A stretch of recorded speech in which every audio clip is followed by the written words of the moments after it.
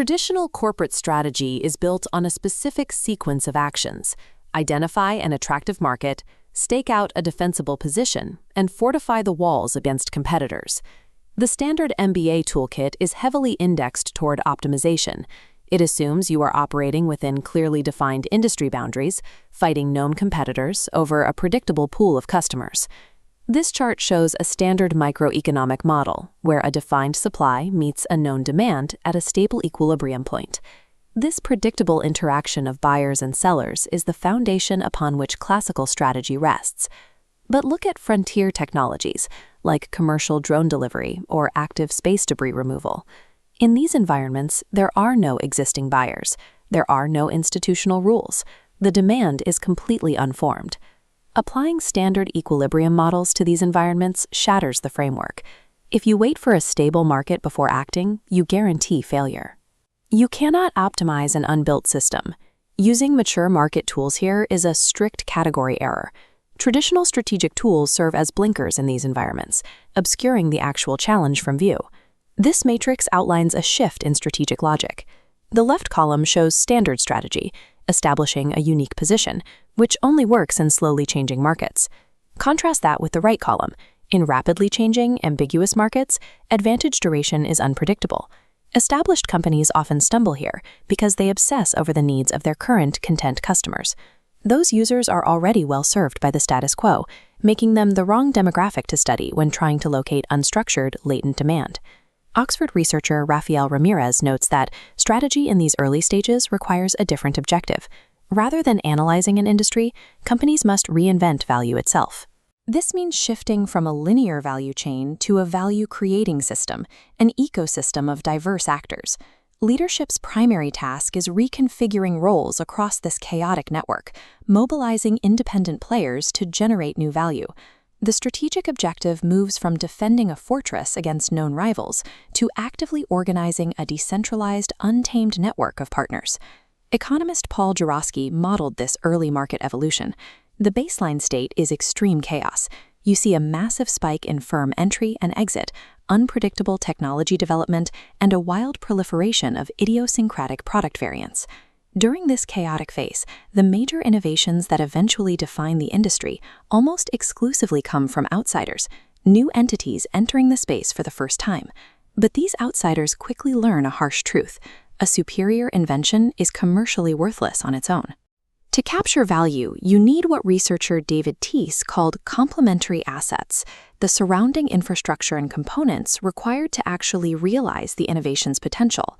This 1900 New York street photograph perfectly illustrates the concept. Internal combustion engines competed alongside electric and horse-drawn carriages. The car was an isolated technology. To win, 3 layers of complementary assets were required: physical infrastructure like roads, business intermediaries, and institutional rules like right-of-way.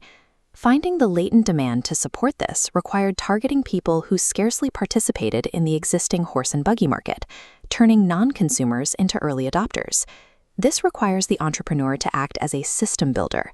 Their job is to thread coherence from pluralism, actively unbuilding legacy systems to make room for the new. They must assemble resources across the rigid boundaries of incumbent firms to forge entirely new solutions from scratch. You cannot wait for an ecosystem to naturally mature. You have to aggressively engineer the societal infrastructure that makes your core technology viable in the first place. Researchers Felipe Santos and Kathleen Eisenhardt mapped exactly how firms execute in these ambiguous environments. The first operational step is claiming. Claiming is the process of establishing your firm as the cognitive referent, the identity that defines a new market category. The stress test for this framework is Astroscale, founded to build a market for active debris removal, literally in the vacuum of space. Astroscale's founder, Nobu Okada, recognized that the technical solution mattered less than the narrative. He actively framed space debris as a neglected tragedy of the commons to inject urgency into a previously academic debate. The company disseminated stories globally, deliberately linking the Astroscale brand with the broader concept of long-term space sustainability. This aggressive, highly public storytelling runs counter to the traditional incumbent instinct, which usually defaults to strict R&D secrecy and quiet patent filings. A market cannot exist until a specific firm successfully authors the public narrative that defines the exact problem and validates their solution as the answer. Once the narrative is claimed, the firm moves to demarcating. This requires clarifying exactly who plays what role in the rapidly emerging ecosystem.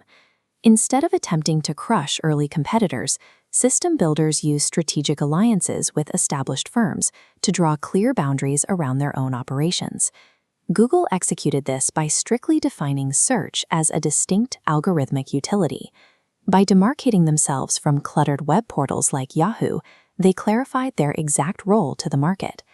Astroscale demarcated its space by publicly setting an aggressive 7-year marathon timetable to fund and test debris removal technology. This forced national space agencies to align with their momentum rather than duplicate the effort.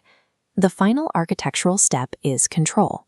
Once ecosystem boundaries are firmed, the lead firm must secure strategic choke points. This is achieved through targeted acquisitions, key patents, and distribution lock-ins that prevent others from moving freely through the network. Establishing clear boundaries and control mechanisms ensures that early alliance partners don't simply absorb the commercial value your firm spent years creating. These concepts synthesize into the TMO framework, the master scaffold linking a firm's internal operations to the external realities of market creation. First is technologies. In their early stages, major innovations rarely follow standard efficiency criteria. They are raw and unoptimized. Technological shifts of this magnitude rewrite the economic relationships between every actor in the space. The second node is markets. Strategy here is an act of construction. Creating a market requires an entirely different methodology than analyzing an existing one. Strategy must treat the raw technological invention and the surrounding market infrastructure as a deeply coupled, co-evolving system. One cannot succeed without the other. The final pillar required to execute this is organizational capabilities. There is a central paradox in corporate operations. The rigid capabilities required to repeatedly service existing markets are completely antithetical to the capabilities needed for early-stage innovation. Teams building new systems require the unique agility to jump directly into ambiguity, keep moving without perfect information, and aggressively seize unstructured opportunities. Look back at the Astroscale timeline. By executing this exact playbook, claiming the narrative, demarcating their role, and controlling the technology, they moved past the theory. Their target was met with successful orbital missions, proving that an entirely new economic sector for space debris removal could be engineered from scratch. In nascent environments, victory never belongs to the best isolated piece of technology.